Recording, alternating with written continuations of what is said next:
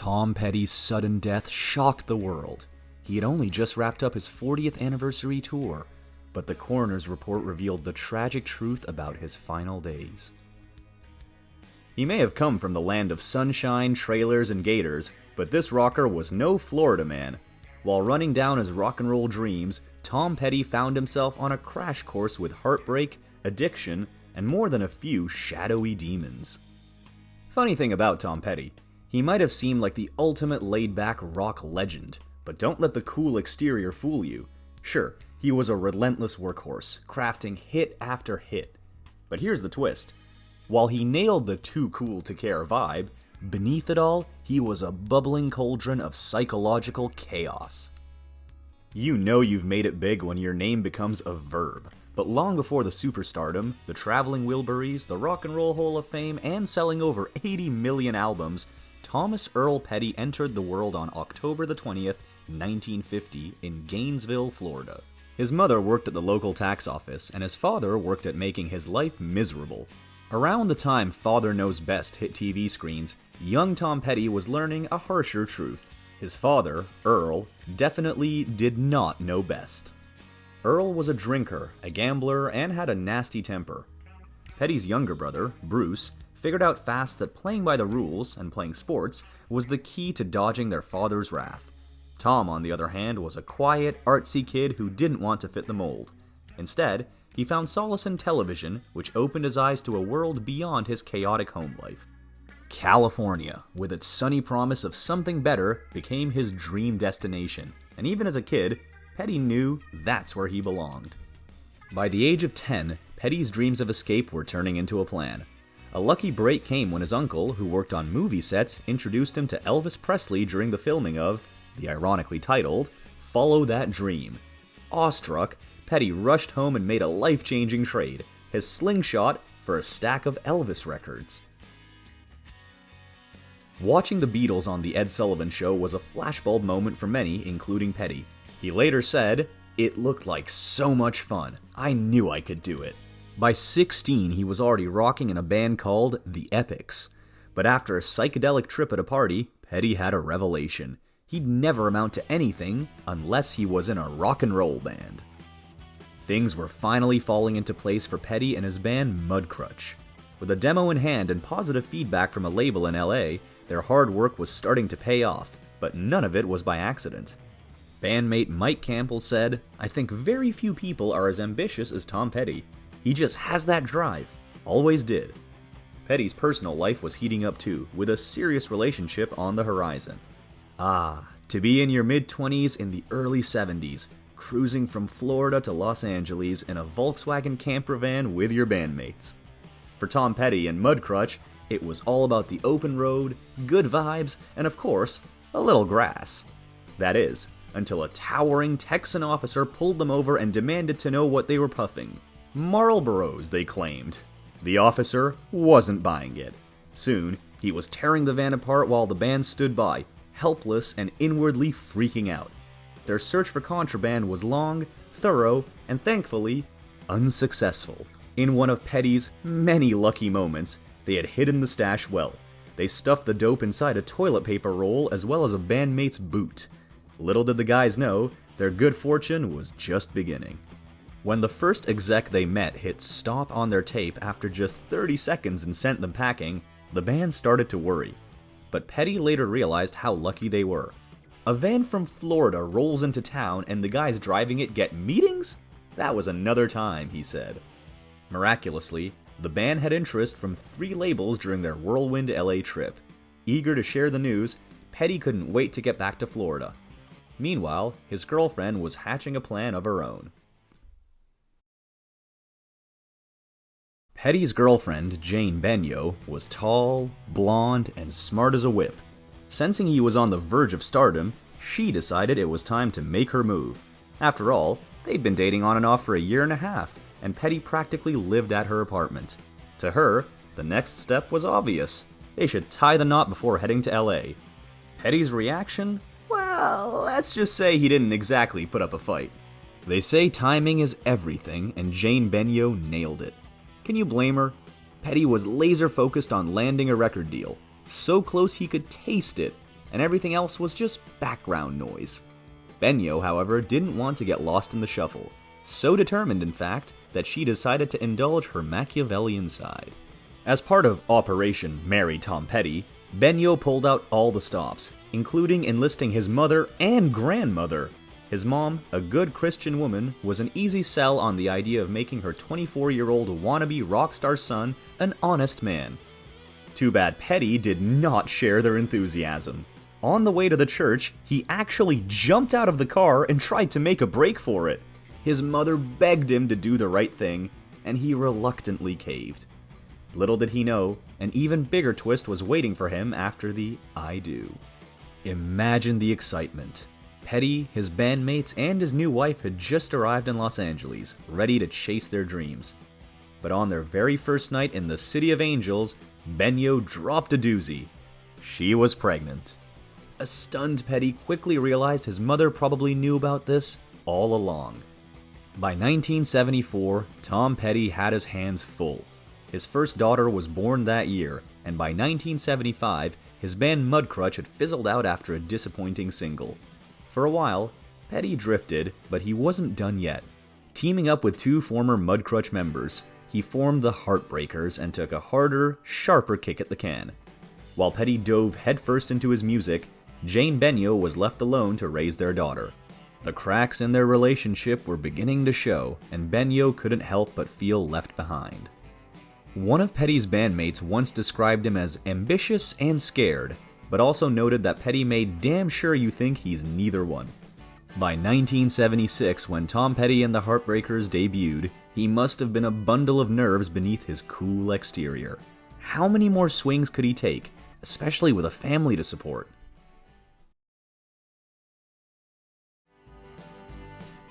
The album didn't explode in the US at first, but a buzz was building, particularly overseas in the UK. Still, it was enough for Petty to finally see some rewards for his hard work. With his first real royalty check, he bought a Camaro. However, trouble was brewing, and it was about to test his resolve even further. Petty wasn't just a hitmaker, he was a fighter. Fans admire him for his authenticity and stubborn resolve, and in 1979, those traits were put to the ultimate test. The Heartbreakers record deal was sold to MCA, and Petty refused to be passed around by record execs without having a say in the matter. Instead, he came up with a bold, high-stakes plan. Petty wasn't about to roll over. Instead, he put everything he had worked for on the line by filing for bankruptcy as a last-ditch move to nullify his contract. Yes, creative and financial control were that important to him. During the court proceedings, opposing lawyers grilled him about his finances, even asking about his guitars. Petty's poker-faced response? A red one and a black one. The judge burst out laughing. Petty's courtroom charm was working. Realizing they were losing, his opponents settled out of court, handing Petty a better deal and leaving his principles intact. Even sweeter, the settlement set the stage for the band's breakout 1979 album, Damn the Torpedoes. Packed with hits like Refugee and Even the Losers, the album didn't just succeed, it went triple platinum. For Petty, victory never sounded so good. While battling MCA in court, Tom Petty was also dealing with something far more personal: his mother Kitty's declining health. It wasn't the first time she had faced serious challenges. During Petty's childhood, she struggled with cancer and epilepsy. As Kitty Petty's health failed, Earl sunk to a new low. He began pressuring Tom to hire live-in nurses, but he and his brother suspected his real motive: companionship for Earl. As Petty put it, "Is this a nurse or some chick Earl's moving into the house?" It broke Petty's heart to see his mother endure such indignity, but life was pulling him in many directions. During the whirlwind Damn the Torpedoes tour, Petty took a break from the fan frenzy, not to decompress, but to visit his mother who was nearing the end. When he got to her hospital room, what he saw was unsettling. A well-meaning nurse had covered his mother's bed with magazine clippings of himself. The situation not only deepened his uneasy relationship with fame, but it also convinced him to avoid her funeral, a decision he would later deeply regret. Tom Petty's life was a tug-of-war between his skyrocketing career and his crumbling personal life. One night, after a grueling recording session, he returned home to find his wife passed out and unresponsive on the floor. Panicked, Petty called her friend, who dismissed it as heavy drinking, but this was clearly much worse. Determined to save his marriage, Petty came up with a plan, one that he would soon seriously regret. This wasn't the first or last time Benio's struggles with substances and mental health threatened to tear the family apart. And to his credit, Petty didn't abandon his starter wife as his fame grew. Instead, desperate to keep the family together, just as he'd seen his own mother do, he turned to a classic yet questionable fix: having another baby. In 1982, the couple welcomed their second daughter, Anna Kim. Sadly, Benio's demons didn't loosen their grip. Picture this. You're taking a break from the rockstar grind to relax with your kids and your fragile wife. Sounds peaceful, right? It was, until Petty woke up to the smell of smoke and realized his house was on fire.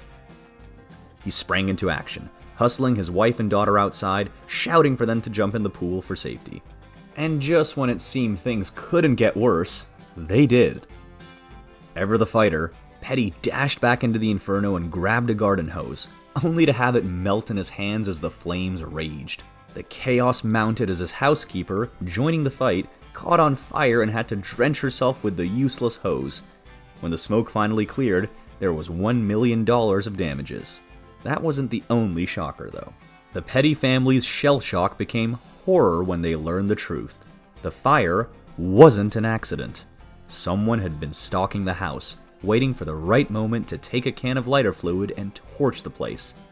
Petty later admitted, "It frightened me so bad. To have somebody try to kill you is a really bad feeling." The upshot? The fire inspired Petty's much-loved 1989 hit, "I Won't Back Down." People often mistakenly think that shy people are aloof, and Tom Petty fell into this category. Though he seemed easygoing, he suffered from nearly debilitating stage fright, turning each performance into a personal battle. Yes, Mr. Laidback himself had such intense pre-show anxiety that it caused severe stomach pains and even voice problems. Part of the problem stemmed from the crushing weight of his fans' expectations. He admitted, "You want to be as wonderful as everyone thinks you are, and you know you're not." At least Petty and his kids could laugh about the truth behind his rock star persona. He once admitted, "They say the world pictures you as this laid-back, laconic kind of person, and actually you're the most intense, neurotic person we've ever met." Meanwhile, their mother's mental health struggles were worsening.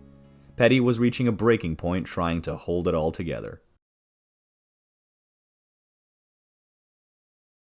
Turns out, being a rock legend didn't make surviving family drama any easier. As Petty's daughter revealed, "Being married to someone who is mentally ill is really painful. My mom could be a mean person." She added that her verbal mistreatment towards Petty was heartbreaking to witness. Eventually, Petty hit his limit and knew he had to make a devastating decision. Petty's 1994 solo album Wildflowers was his divorce album, even though the split wasn't official until 1996. In fact, as soon as his daughter heard the songs, she knew what was coming. It had taken Petty a very long time to get up the guts to leave this huge empire that he had built. But staying there was, in his own words, finishing him off. Too bad his newly found singlehood was not all it was cracked up to be.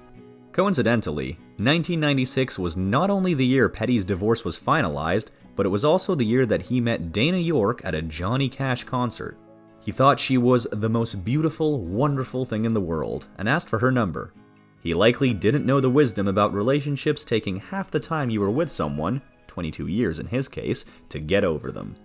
Petty was in no way out of the woods, and he was stacking up the therapist's bills to prove it. One night when Petty and his girlfriend Dana York were hanging out at his house in the Palisades, chaos erupted. Outside, his ex-wife was at the end of the driveway in a limo, screaming and trying to get the driver to ram the gate. When the authorities arrived, Petty got a final, unforgettable glimpse of Benio as her profile was lit up by the flashing lights. Despite the new love, despite the therapy, Petty was still not living his best life. His ex-wife wasn't making things easier. She tried turning his daughters against him and made multiple calls promising to end her own life. Depressed and desperate for an escape, Petty found one: a needle. And he was extremely good at keeping his new habit a secret, for now at least. During the recording of 1999's Echo, Petty was in a dark place, and it shows. The album is famously one of his saddest, and his behavior was so erratic that producer Rick Rubin decided to make a move. Rubin went behind Petty's back and told his family that he was using. Luckily, Petty's girlfriend Dana York was ready to roll up her sleeves and help him fight his demons. York's father had been an addict, so she understood the nightmare of getting clean. Determined to help, she stood by Petty's side through rehab, and he later credited her with saving his life. The change was massive. Everyone in Petty's life kept thanking York for how different and happy Petty was now that he was clean. On June the 3rd, 2001, Petty and York tied the knot in true Vegas style. They said I do in a low-key ceremony with about 20 close friends and family. Ever the rock star, Petty managed to squeeze the wedding in between tour dates, because the show must go on. Speaking of making sacrifices for his music, Petty took it to a new level for the Heartbreakers' 40th anniversary tour in 2016. Disaster struck before the tour even began. During rehearsals, a 66-year-old Petty slipped and fractured his hip. The sensible thing would have been to postpone the tour and recover, but Petty did the furthest thing from that for some pretty selfless reasons. Petty's tours were anything but small time, with his final one raking in over $61 million. Petty was acutely aware that hundreds of people relied on him for their livelihoods. His wife, Dana, tried to explain his decision to play through the pain. His feeling was, I can't do that to my crew. I can't do that to the fans. I can't do that to my band. It was all about honoring his commitment, no matter the cost to himself. And that cost would prove to be an extremely high price to pay. Petty's final tour was nothing short of grueling. He pushed himself through 53 shows while in intense pain from not only the hip fracture, but also emphysema and knee problems. On top of the physical ailments, Petty was also struggling with depression, anxiety, and insomnia. Just days after the tour ended, Petty's doctor confirmed that tragically, his hip had fully broken under the strain. The news was a crushing blow for the rock icon. The same day Tom Petty received devastating health news, tragedy struck again. At 10:45 p.m., his wife found him unresponsive and called paramedics, panicked that he wasn't breathing. Following the dispatcher's advice, she performed CPR, and for a moment, it seemed to work. He began to breathe slightly better, but that glimmer of hope would fade all too quickly. EMTs rushed Tom Petty to the hospital after he went into full cardiac arrest, but the outlook was grim. With no brain activity, his family made the difficult decision to remove him from life support. A chaplain delivered last rites the next morning, and by 8:40 p.m., Petty, age 66, was gone. Surrounded by family, friends, and bandmates, the legendary rocker's journey came to a heartbreaking end. When the medical examiner's report came out, it painted a tragic picture. Petty had a dangerous mix of heavy-duty medications in his system: Xanax, oxycodone, temazepam, citalopram, fentanyl, and 2 fentanyl analogs, one 15 times and another 80 times stronger than morphine. In a statement, his wife Dana and one of his daughters said they were confident in the coroner's findings and that Petty's passing was an unfortunate accident. A lot of rockers grasp for relevance as they age, but for Petty, capturing that lightning in a bottle wasn't so much of a problem. With every new release, he'd garner new generations of fans, and that magic lives on. Case in point, in 2023, his 1980s song Love is a Long Road appeared in the trailer for Grand Theft Auto 6, which caused it to skyrocket on Spotify and hit number 2 on the charts. From a moving cover of a Petty song at the 2024 Country Music Awards to a feature on Snoop Dogg's December 2024 album, Tom Petty's songs have the rare power to transcend time and genres. They helped him cope, and they help us too. If you enjoyed this Factinate video, give it a thumbs up and subscribe for more incredible stories. Want a say in who we cover next? Join our membership program through the link in the description for exclusive perks. Your support means everything to us. Thanks for watching, and we'll see you in the next one.